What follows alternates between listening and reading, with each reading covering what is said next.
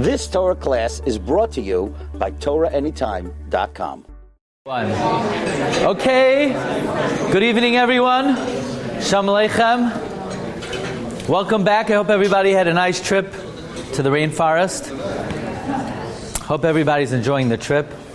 I would like to take this opportunity to, on behalf of our whole esteemed gathering, to thank Rabbi and Mrs. Nassim and Shane D. Weldler for putting together such a marvelous trip. Many tens of hours went into preparing every detail of the trip. It didn't just happen overnight. Reb Nassim came to Panama to do a trial run to make sure that everything would be keseder, and he really did everything l'shem shamayim to help us out, to be mechazek the whole operation of our Ratzas Torah. So we offer him a humble bracha. Hashem should be mevarich the entire family with good health, with happiness, with bracha v'hatzlacha, gezint ad bias gal tzadek.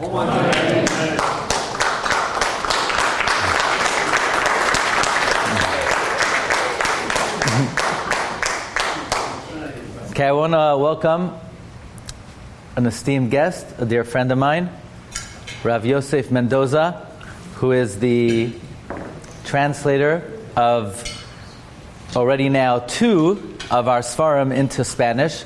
We started with De lo majestuoso a la sublime. Maybe Rabbi Yosef will explain how he came up with the name for this title. He's already now completed the Haggadah Shel Pesach in Spanish. Actually, he just showed me that the Art Scroll sent him the Haggadah paginated already, so we're very excited about that. Ready for proofreading. And Rabbi Yosef is joining us all the way from Mexico, and he's going to be speaking to our Olam tonight in English, and then to the community in Spanish. He's a multilingual, multi-talented Talmid Chacham, and it's an honor to hear words from Rabbi Yosef Mendoza. Thank you very much.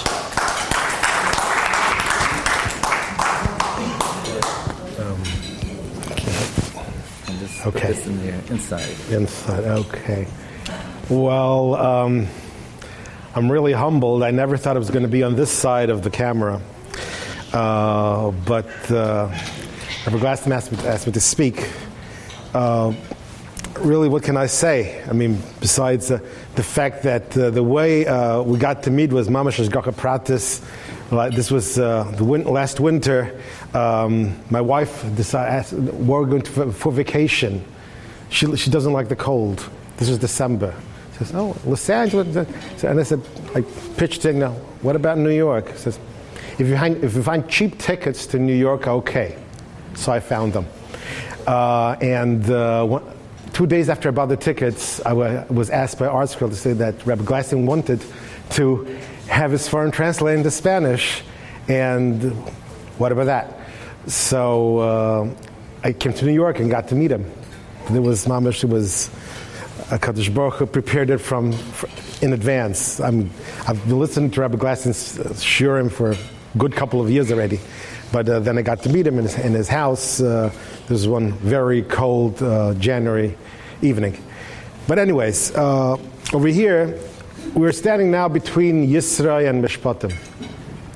Now, what do we have here? I mean, what can we say about this week between Yisra and Mishpatim? I think the best word to encapsulate this week is transition. Why? Since Bereshis Bara until the last Parsha, it was mostly narrative, 99% narrative, with 2 exceptions. We had Birkas HaChodesh and Korban Pesach, but that was part of the narrative too. How can you say that we have to leave Mitzrayim without saying that we have to just do something with Pesach? How do we do Pesach?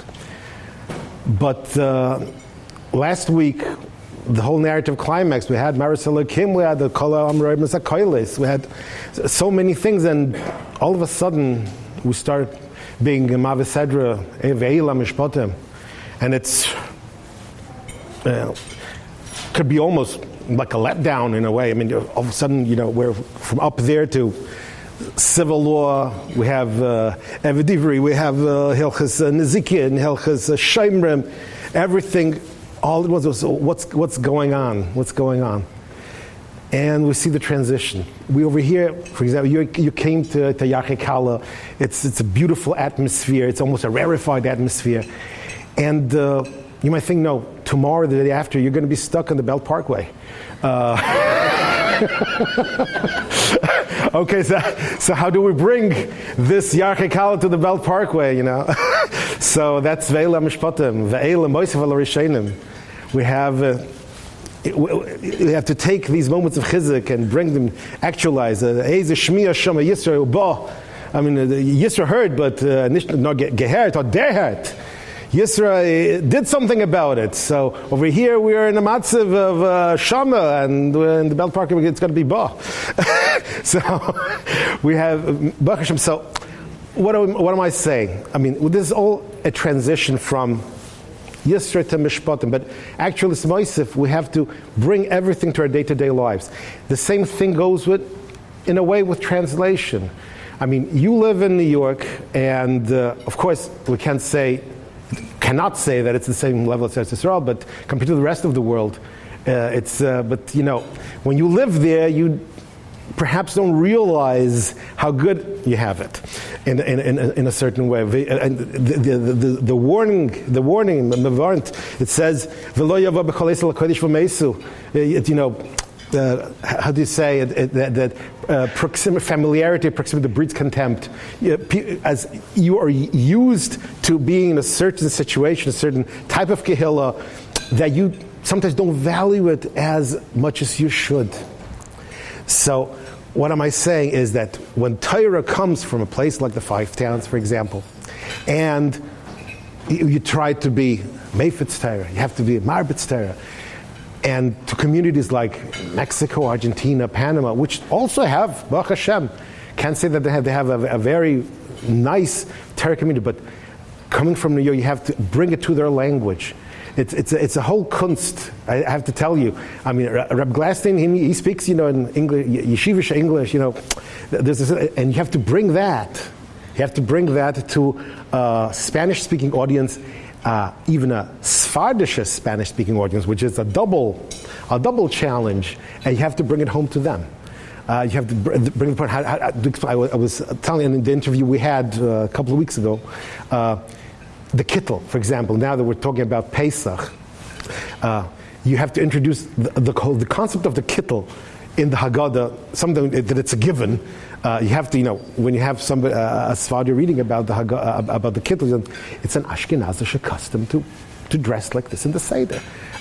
And we all things that have to salt and pepper. The Haggadah was people will better relate to it. So that's also a transition, in a way. So.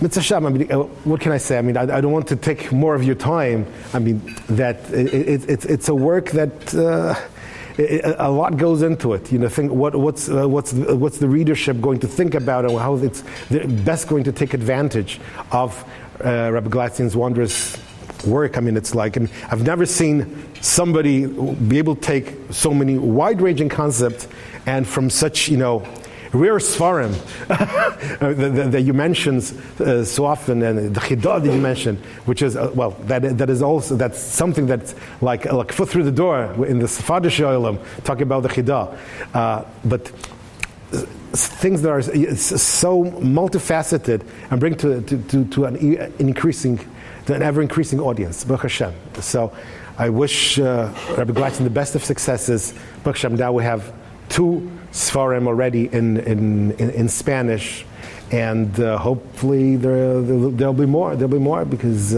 people have to get to know more Torah. It's a Hashem. Cult. Thank you very much. You've just experienced another Torah class brought to you by TorahAnytime.com.